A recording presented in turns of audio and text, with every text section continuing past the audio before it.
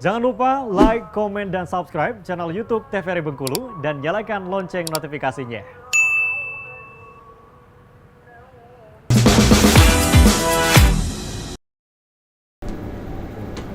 Kembali lagi kita pemirsa di obrolan pas di sini. Kita lanjutkan obrolan yang sangat menarik sekali ya, ini tentang kenikmatan minuman dari secangkir kopi dan juga kenikmatan bisnis kopi.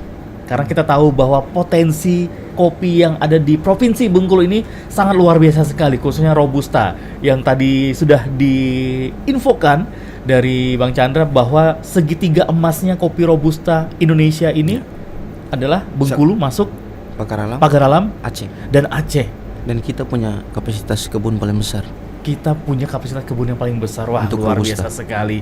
Ini kalau seandainya keluarga kita, teman-teman kita yang punya kebun kopi bisa mendapatkan edukasi yang lebih luar biasa lagi, baik itu tentang bagaimana sistem memanennya, sistem nanam kopinya, dan juga bisnisnya, ini bisa jadi makmur semua ya. Iya. Kalau abang tahu kopi itu ternyata dia punya bagian-bagian yang bisa dijual. Ya istilahnya untuk di pasar bisa. Ini kita lihat dari sisi bisnisnya. Yang di kedai juga ada. Karena dulu pernah anak ITB, IPB bukan ITB, IPB, Institut Pertanian Bandung, itu datang meneliti kopi Kepayang itu seperti apa sih? Dia maksudnya kemana sih? Segmennya apa sih? Kalau kedai bisa nggak? Jadi ternyata mereka punya ada penelitian. Kita harus punya data itu bang di Bengkulu. Kopi Kepayang dibuat untuk apa? Kopi Curug untuk apa? Muara Saung untuk apa? Capo dan di Padang Guci untuk apa? Contohnya kayak di Padang Guci bang. Padang Guci kopinya itu untuk perhotel bang. Robustanya untuk perhotelan. Itu cocok bang. Karena dia tebal rasanya, kuat. Kalau di hotel cocok orang. Oke. Kepayang. Kalau untuk kedai dia cuman masuk ke Vietnam. Vietnam drip gitu Vietnam ya. drip. Karena kurang. Kayak gitu. Yang Curug dia lebih cocok ke espresso. Oke, Karena ternyata Kepayang tiap-tiap daerah itu punya potensi masing-masing. Bang. Kalau bisa lihat di ke situ. Jadi ada yang untuk di hotel, untuk di coffee shop, untuk diekspor pun ada. Udah sembarang semuanya bisa diekspor. Udah bisa bang. Karena itu kita kekurangannya koperasi. Satu, Aceh itu bisa maju, Bandung itu bisa maju. Orang Bandung bilang kopinya paling enak, orang Aceh bilang kopinya paling enak. Karena sistemnya sudah ada, sudah dibentuk di koperasi bang. Di sana ada key grader, quality controlnya ada bang. Gitu. Tim penelitinya ada bang. Itu buat mereka itu maju kopinya. Yang mana yang diekspor, yang mana yang untuk coffee shop, yang mana yang untuk pasar. Jadi semuanya terbagi. Oke, dan ini yang perlu di adanya koperasi yang memang fokus ke kopi ini untuk mengajak para petani kita ini dengan potensi yang luar biasa sekali. Terus juga jadi petani kita nih tahu nih, oh ternyata kopi saya ini adalah kopi spesialisnya untuk perhotelan. Iya. Oh hotel nih. Oh. Kan kayak gini, kita kan mau memutus rantai yang namanya yang asalan itu full. Betul. Kalau ada 2 hektar, 2 hektar kebun, itu nggak harus semuanya di ini panen petik merah. Petik merah itu kalau di dusun bang, jangan bilang petik merah bang, bilang petik masak. Petik masak. Karena tidak semua petani ngerti petik merah. Betul. Kuning dia bilang merah. Petik masak. Jadi ada beberapa batang yang dipisah kayak 200 batang untuk petik merahnya. Sisanya seperti biasa. Itu bisa dibagi. Makanya saya bilang sering saya turun, saya edukasi di petani. Itu banyak yang tidak sampai ternyata. Oke. Ya mereka taunya cuma jangan bantuan, jangan alat aja. Gimana cara ngolahnya? Jadi sekarang untuk ini potensi kopi bang, sebenarnya Pagar Alam sama kita kalah bang. Untuk segitu masih untuk pengolahan pertaniannya itu Pagar Alam maju. Dan sekarang yang mengikuti di belakang Pagar Alam itu Padang bang. Padang itu Padang bang. Sayang kan, Bengkulu punya kapasitas kopi sebesar itu, tapi kita malah kalah. Dan itu banyak orang nggak sadar bang. Kita nanti tinggal bang. Lama-lama kopi Bengkulu ya hilang secara nama. Abang tahu sendiri, kopi yang keluar dari Bengkulu dinamakan kopi lain bang. Benar, betul. Saya pernah dengar itu. Iya, dan itu nyata bang. Serius itu nyata. Kalau mau hitung kebun, Lampung itu punya kebun atau punya bibitnya diambil dari Bengkulu bang. Dari Bengkulu benar. Baru mereka tuh baru 5 tahunan kemarin tanam, Bang. Dan setiap panen yang kopi di Bengkulu ini dibawa ke daerah itu situ. dan diakui. Iya. Sekarang mengikutinya Padang. Padang mengikuti, mereka sudah fokus. Sudah main itu. Bengkulu tidak dapat region untuk, kalau Abang tahu IBRC itu turnamen kopi lah, Bang. Kenapa kita tidak masuk dalam sumbangsil, Bang? Oke. Karena kita belum ada yang tadi key grader, belum banyak kita. Kita harus kalau orang bahasa Bengkulu diguyur pelan-pelan. Diguyur, betul. Ya, diguyur. Yang itu yang harus kita kejar, Bang. Itulah untuk bisnis. Karena dengan ada itu, orang bakal mengakui, oh kopi Bengkulu bagus. Mereka mau beli, ada harganya. Yang mana yang ekspor? Betul, yang mana untuk kedai? Jadi yang begitu orang datang sini udah tahu nih. Udah tahu. Oke, Jangan udah semuanya lihat. sama. Kayak gitu. Yang petani bilang, oh kopi saya bagus. Bagusnya dari mana? Belum dicek kadar airnya. Benar. Betul kan? Betul. Dia punya standar loh. Tapi kalau kebanyakan yang kita tahu, dia dapat bantuan, yang penting produksinya banyak. Itu sebenarnya kalau saya lihat itu pembodohan. Hasil berlimpah segala berlimpah. macam, jual, panen, dapat uang, selesai. Tutup buku batas Tutup itu. Padahal sebenarnya di balik itu dia bisa dapat uang yang lebih lagi. Mereka bilang kopi itu panen tahunan.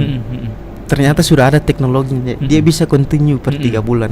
Tapi penanamannya harus diatur, Bang. Benar. Nah, ini yang dilakukan kalau kita lihat di Bali, kopi-kopi internal seperti di Aceh Gayo, Aceh, terus juga Bali. Kintamani. Iya. Ini Itu yang mereka rutin, Bang. lakukan sekarang gitu.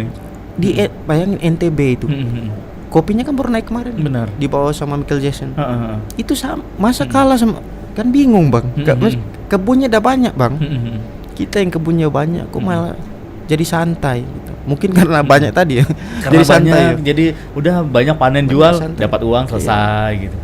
Gitu, Bang. Oke.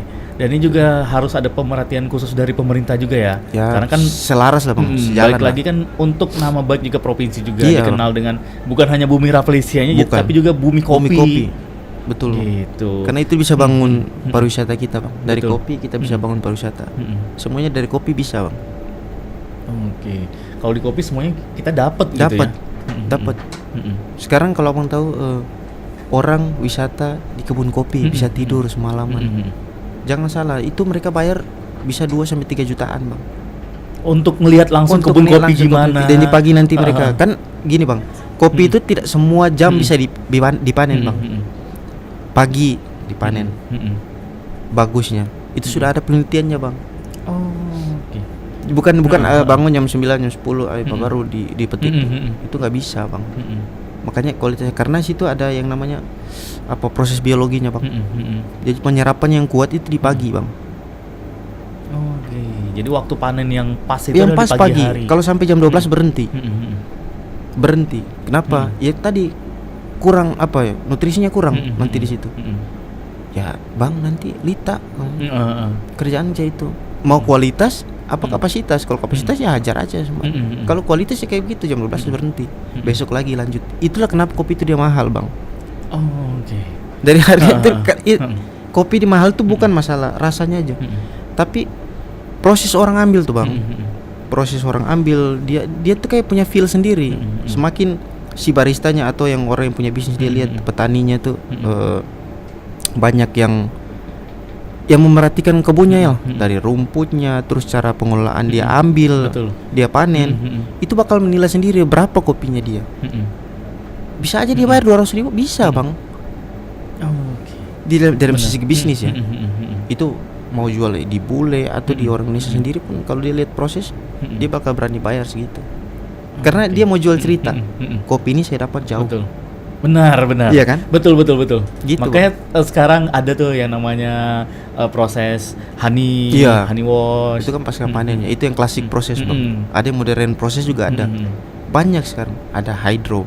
Dari cerita-cerita itu yang membuat harganya naik gitu ya. Ini saya prosesnya begini. Oh iya ya.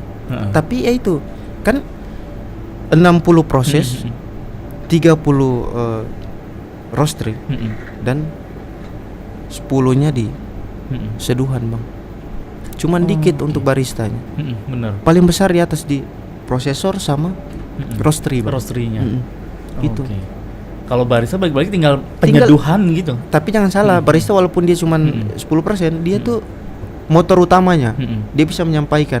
Mm-mm. Minimal dia harus tahu informasi kopi ini dari mana. Oke, asal dari mana, rasanya prosesnya apa. Iya. gimana. Walaupun dia cuma 10% Bang. Tapi itu motor utamanya untuk menjual kopi itu. Oke. Bayangin, kalau si petani dia sudah connect sama roastery, sama barista, berapa harga kopi petani yang dijual? Makanya ada lelang kopi kan. Betul lelang kopi. Michael Jackson itu dibawa sampai ke luar. Itu kopinya kan dari petani. Yang menang namanya kan Michael Jackson, si baristanya. Tapi kopi yang dibayar itu lebih Bang, hampir 1 jutaan. Bisa lebih kopi yang dibawa tuh. 1 kilo Bang. Benar, ini kalau dilakukan di Bengkulu seperti itu, Ya, iya. wah petani-petani kita semuanya sukses-sukses semua ini. Betul. Dan juga otomatis akan membawa dampak bagus untuk perekonomian Bengkulu. Ya. Karena kita kan tergantung di perkebunan Bang. Perkebunan, benar. Perkebunan, perikanan. Bengkulu kan tergantung dengan itu. Iya, Kalau itu mati, gimana kita di Bengkulu Bang? betul. Orang taunya Bengkulu, ya nggak ada lagi yang tahu Bengkulu Iya. gitu. Padahal taunya kopinya itu lautnya hasil lautnya, perikanan kan kita sumbang ke Palembang perikanannya. Betul. Terus perkebunan kita sumbang ke Lampung. Ya kita sebagai apa sebenarnya? Tempat suplai aja. Apa memang orang harus tahu? Cuman terkadang kita tidak melihat juga. Ternyata di Bengkulu juga perlu kayak anak-anak coffee shop itu perlu kopi-kopi yang enak juga. Wajib dapat. Kenapa? Jangan sampai orang dari luar ke Bengkulu mau minum kopi Bengkulu kita nggak ada. Nah, benar. Iya kan? Karena bagus kita lempar tuh. Baik lagi ke kedai coffee shop Iya. yang kopinya dari luar lagi. Baliknya sini. Kopinya dari mana? Dari Bandung. Benar. Nggak ada masalah sih, cuma kopi, kan kita di Bengkulu masa nggak ada kopi Bengkulu? Oke, setuju. Kayak gitu. Datang ke coffee shop, oh saya mau dong americano. Americano. Beansnya pakai gayo ya. Gayo, gayo. Lagi-lagi luar lagi gitu. Ini Oke. Americano pakai Bengkulu bisa. Oh bisa Bang. Bengkulu punya yang ini yang curug. Benar. Bengkulu punya yang ini keren Bang. Kenapa ini lebih bold? Kan bisa dijelasin. Itu Betul, dari berisa betul. 10% tadi Bang. Gitu. Jadi memang koordinasi Bang. Oke. Saring rangkul, terus ya tadi kolaborasi juga.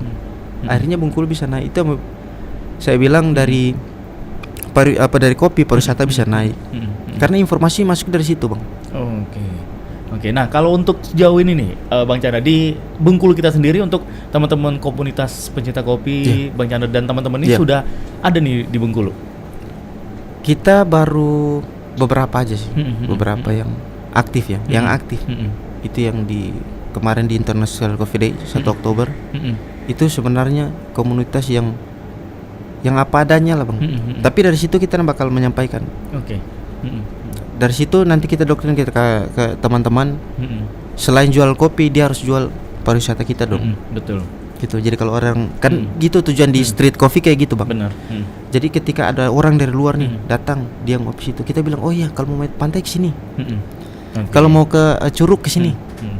Itu dari kita nanti Bang. Betul sekali. Oke deh, kalau itu Bang Chandra kita break lagi nih. Iya. Kita akan lanjutkan obrolan kita setelah yang kali berikut ini. Pemirsa tentunya masih harus setia di obrolan pas di sini.